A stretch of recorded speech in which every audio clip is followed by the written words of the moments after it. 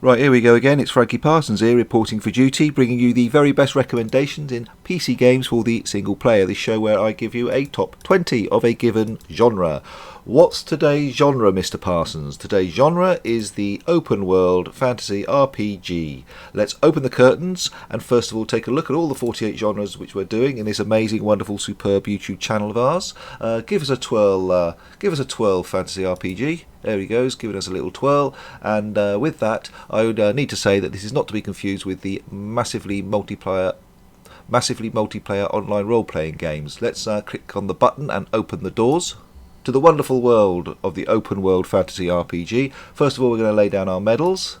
There they are, just 3 medals today. Why is that, Mr. Parsons? Well, the point is that I'll explain that reason when we come to it. Let's then bring in our Honourable Mentions. There they come, bounding in as per usual. There's 3 oldies but goldies there. There's Star Wars Knights of the Old Republic, came out years ago, as did Mass Effect 2 and Morrowind. All of those are oldies but goldies, pretty good. You got maybe watch out a little bit whether they run okay on modern systems. And then, of course, you have Horizon Zero Dawn, which is one I haven't bought yet, but waiting in the wings because I don't like putting in games in the main grid that I haven't actually bought yet. Now, the next thing is to reveal this little square here, which is a question mark, indicating that these games I have not yet played, but certainly are games that certainly are going to be on the main grid because, looking at clips, looking at researching it, they're obvious contenders, and they are those 4.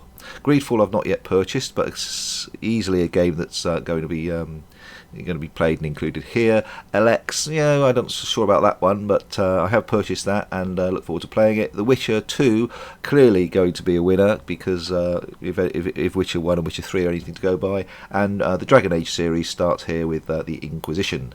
Let's bring in Silver. Now, these are pretty old games. Again, Divinity 2 is a very bog standard open world RPG. Done pretty well, but I have to say pretty old. Fable Anniversary, large areas divided by load screens. You might want to argue whether it's true open world. Risen is a very old game, might not run on modern systems. I certainly have a lot of trouble with it running on mine. And Outward is one of those games which was made to look like a retro, old school RPG game, but isn't. It's quite a new game, that one. Lots of different mechanics are there, lots of interesting mechanics, a lot of quirky mechanics which don't kind of chime in with a lot of the others in this genre. Let's have a look at Gold now.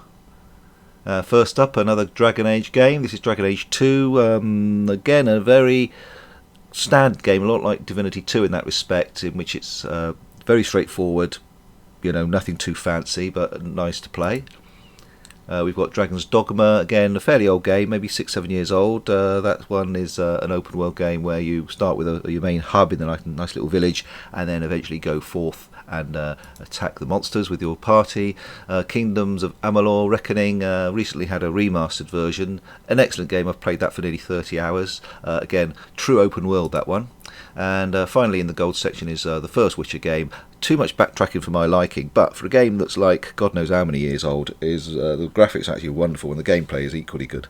So there's the Witcher 1. Let's go now to the heavyweights, the must-haves.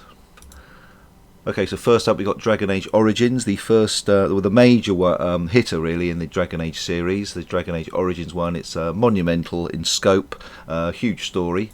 Right, here we have Oblivion. This is an old school game, Elder Scrolls 4, again another old game. You might think, well, why isn't it in with these 3?